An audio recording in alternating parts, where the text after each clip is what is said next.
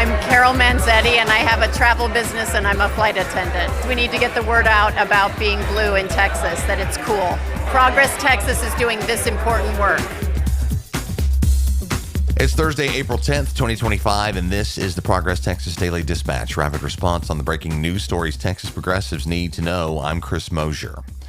Our state remains at the center of the legal struggle over whether or not the Trump regime can conduct mass deportations with no due process. An NBC News report says U.S. District Judge Fernando Rodriguez Jr. in Brownsville, notably a Trump appointee, issued an order yesterday temporarily blocking the administration's use of the Alien Enemies Act, as a second federal judge in New York is making similar plans. The good guys here are the ACLU of Texas, whose habeas petitions on behalf of 3 of the detained Venezuelan migrants were the basis of these court calls. All this follows that U.S. Supreme Court decision earlier this week that allowed Team Trump to use that ancient law, but requiring that proper hearings be conducted in the state where the plaintiffs are detained. All of that continues to develop as we also watch the case of Kilmar Abrego Garcia, a U.S. resident with protected legal status and a 5-year-old son who's an American citizen who the Trumpies admit they deported by mistake.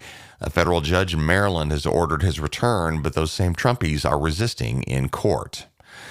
Arguably the biggest single piece of any Texas legislative session is Budget Day, and that's today at the Capitol. The House will take up its $337 billion budget plan.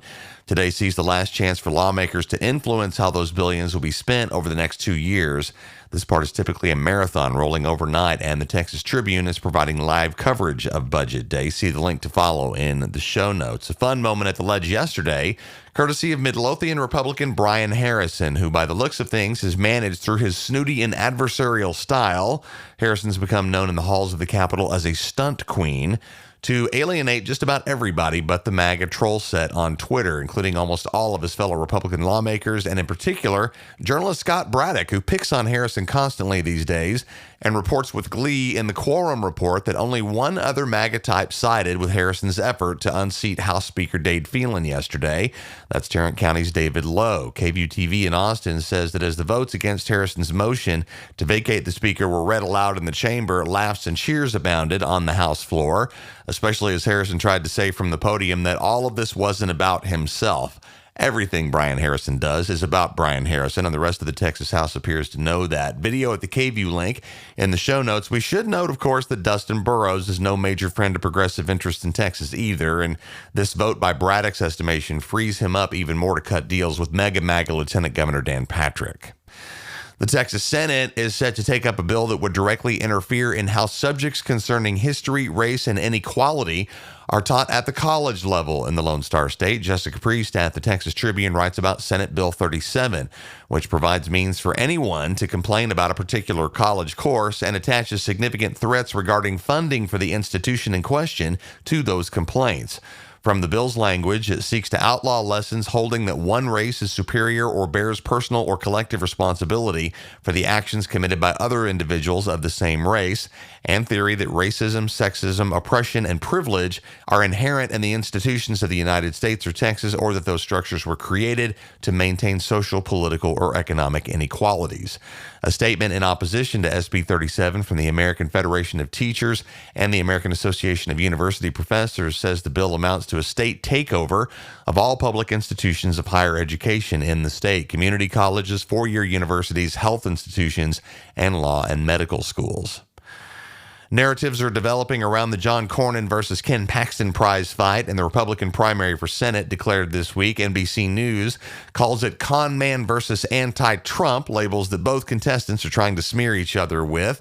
Tal Axelrod at Axios calls it an early proxy war set in Texas between the establishment and Trump wings of the GOP at large, noting that the party hasn't seen a fight like this at the federal level at a moment when it itself is completely under the thrall of a sitting president, with Cornyn gathering support from the old guard business set in the Senate and Paxton backed by the grassroots MAGA rabble. Christopher Hooks at Texas Monthly writes that Ken Paxton's Senate bid versus John Cornyn is fueled by failure, noting that the old way to the top, keeping your nose clean, building your credibility as a leader, and importantly, not embarrassing your donors, has devolved for Republicans into Paxton's path, being so exceptionally bad at your job for a long period of time that it causes backlash within your own party.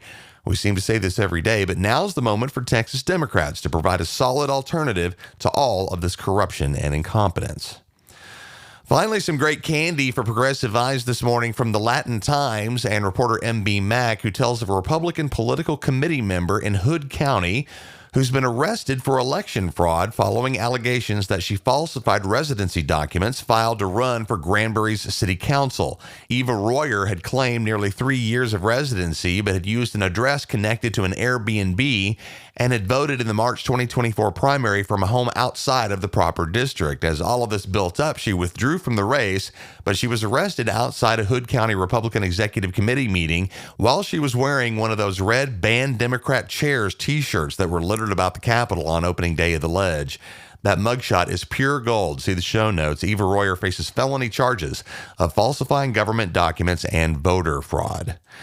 By the way, just so happens that none other than Tulsi Gabbard may be in similar hot water. CNN has released a report under threat of a lawsuit from Gabbard that she declared residency in Texas last year, but then voted in Hawaii in the November election. Legal or not, she did try to stop that report from coming out. We'll be watching that one closely, too. Progress Texas is proud to welcome San Antonio Mayor Ron Nirenberg as our guest for a live podcast taping at our Party for Progress on Tuesday, May the 6th, and you're invited. We look forward to a long overdue visit to Alamo City. Again, mark that date, Tuesday, May 6th, live pod taping with Mayor Ron Nirenberg and good fun with you in San Antonio. See the show notes and get your tickets right now. Thanks very much to Austin Kaplan and the Kaplan Law Firm, Julianne Reeves, Tracy Miller, and Will Judy for their generous support. Our mission at Progress Texas is to counter the conservative disinformation machine, but they far outmatch us in funding. Oil and tech billionaires and religious right-wing activist groups spend a lot of money keeping their audiences in the dark. And if you've come to appreciate the light that we shine on important political news in Texas on a daily ongoing basis, please know that our regular everyday listeners form a key component of our funding. If that's you, we could use your support as a monthly contributor, and no amount is too small. Go to progresstexas.org/donate. Thanks so much to Belinda Musgrave, Francisca Nicholson, and Lauren Blanton, all of whom are on the team. We appreciate all of y'all very much. While you're at our website, hit the web store and grab the merch to match your progressive values. Y'all means all revolution, and our most popular Humans Against Ted Cruz t-shirts are all union printed right here in Texas and waiting for you now at progresstexas.org. That's the Progress Texas Daily Dispatch for this Thursday, April 10th, 2025. Links to all these original stories can be found in our show notes. Progress Texas is a nonprofit rapid response media organization promoting progressive messages and actions. While campaigns come and go, we're the permanent home for progressive media and action in the Lone Star State. I'm Chris Mosier. Thanks so much for listening. Have a great day. We'll catch you again tomorrow morning.